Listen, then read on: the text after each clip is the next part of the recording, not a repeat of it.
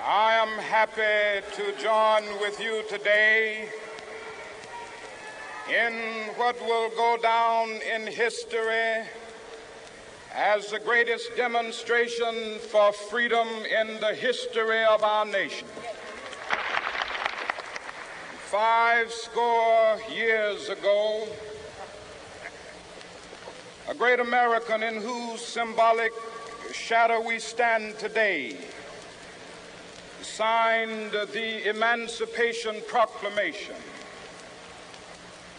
This momentous decree came as a great beacon light of hope to millions of Negro slaves who had been seared in the flames of withering injustice.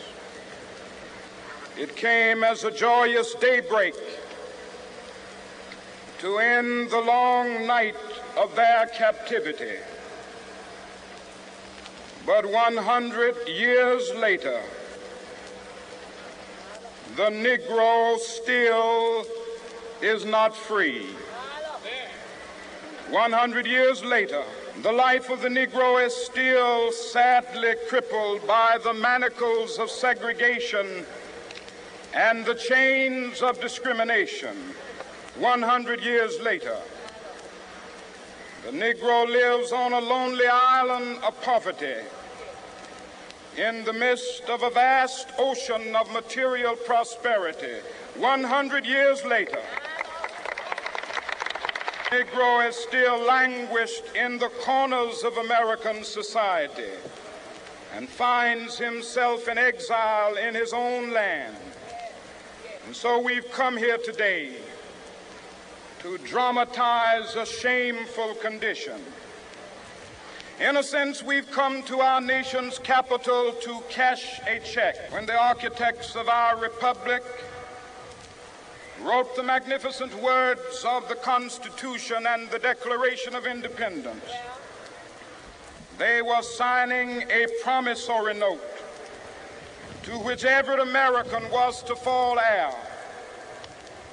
This note was a promise that all men, yes, black men as well as white men, would be guaranteed the unalienable rights of life, liberty, and the pursuit of happiness. It is obvious today that America has defaulted on this promissory note insofar as her citizens of color are concerned. Instead of honoring this sacred obligation, America has given the Negro people a bad check, a check which has come back marked insufficient funds.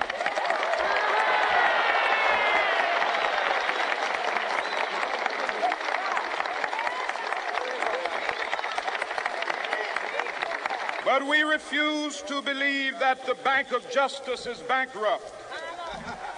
We refuse to believe that there are insufficient funds in the great vaults of opportunity of this nation. And so we've come to cash this check, a check that will give us upon demand the riches of freedom and the security of justice. We have also come to this hallowed spot to remind America of the fierce urgency of now. This is no time to engage in the luxury of cooling off or to take the tranquilizing drug of gradualism. Now is the time to make real the promises of democracy. Now is the time to rise from the dark and desolate valley of segregation to the sunlit path of racial justice. Now is the time to lift our nation from the quicksands of racial injustice to the solid rock of brotherhood. Now is the time to make justice a reality for all of God's children. It would be fatal for the nation to overlook the urgency of the moment. This sweltering summit of the Negro's legitimate discontent will not pass until that is an invigorating autumn of freedom and equality. 1963 is not an end, but a beginning. Those who hope that the Negro needed to blow off steam and will now be content will have a rude awakening if the nation returns to business as usual. There will be neither rest nor tranquility in America until the Negro is granted his citizenship rights. The whirlwinds of revolt will continue to shake the foundations of our nation until the bright day of justice emerges. But that is something that I must say to my people who stand on the warm threshold which leads into the palace of justice. In the process of gaining our rightful place, we must not be guilty of wrongful deeds. Let us not seek to satisfy our thirst for freedom by drinking from the cup of bitterness and hatred. We must forever conduct our struggle on the high plane of dignity and discipline. We must not allow our creative protest to degenerate into physical violence. Again and again, we must rise to the majestic heights of meeting physical force with soul force. The marvelous new militancy which has engulfed the Negro community must not lead us to a distrust of all white people. For many of our white brothers, as evidenced by their presence here today, have come to realize that their destiny is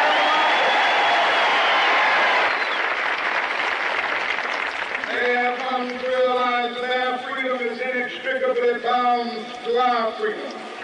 We cannot walk alone. As we walk, we must make the pledge that we shall always march ahead. We cannot turn back. There are those who are asking the devotees of civil rights, when will you be satisfied? We can never be satisfied as long as the Negro is the victim of the unspeakable horrors of police brutality. We can never be satisfied as long as our body is heavy with the fatigue of travel, cannot gain lodging in the motels of the highways and the hotels of the city. We cannot be satisfied as long as a Negro in Mississippi cannot vote and a Negro in New York believes he has nothing for which to vote. No, we are not satisfied, and we will not be satisfied until justice rolls down like waters and righteousness like a mighty stream. I am not unmindful that some of you have come here out of great trials and tribulations. Some of you have come fresh from narrow jail cells. Some of you have come from areas where your quest for freedom left you battered by the storms of persecution and staggered by the winds of police brutality. You have been the veterans of creative suffering. Continue to work with the faith that unearned suffering is redemptive. Go back to Mississippi. Go back to Alabama, go back to South Carolina, go back to Georgia, go back to Louisiana, go back to the slums and ghettos of our northern cities, knowing that somehow this situation can and will be changed. Let us not wallow in the valley of despair. I say to you today, my friend, so even though we face the difficulties of today and tomorrow, I still have a dream.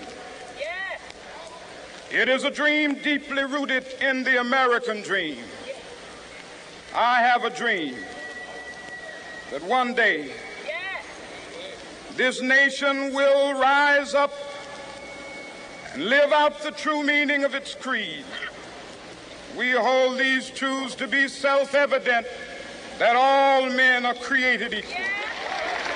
I have a dream that one day on the red hills of Georgia, the sons of former slaves and the sons of former slave owners will be able to sit down together at the table of brotherhood. I have a dream that one day, even the state of Mississippi, a state sweltering with the heat of injustice, sweltering with the heat of oppression, will be transformed into an oasis of freedom and justice. I have a dream that my 4 little children will one day live in a nation where they will not be judged by the color of their skin, but by the content of their character. I have a dream today.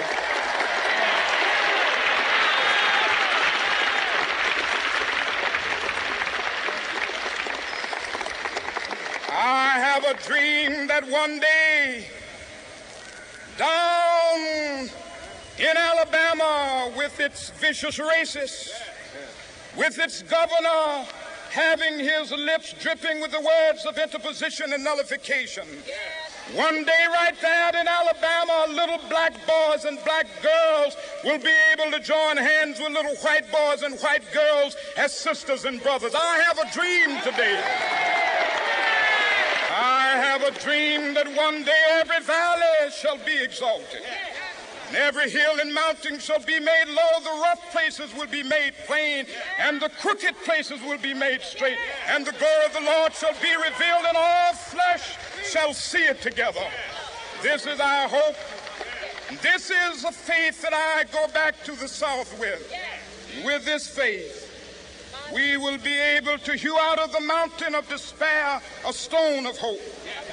With this faith, we will be able to transform the jangling discords of our nation into a beautiful symphony of brotherhood. With this faith, we will be able to work together, to pray together, to struggle together, to go to jail together, to stand up for freedom together, knowing that we will be free one day. This will be the day when all of God's children will be able to sing with new meaning, "My country, tears of thee. Sweet land of liberty, of thee I sing. Land where my fathers died, land of the pilgrim's pride. From every mountainside, let freedom ring." And if America is to be a great nation, this must become true. And so let freedom ring. From the prodigious hilltops of New Hampshire, let freedom ring.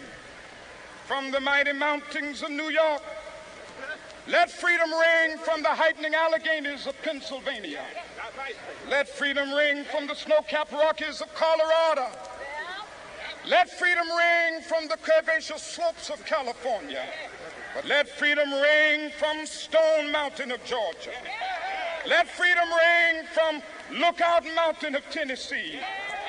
Let freedom ring from every hill and molehill of Mississippi, from every mountainside.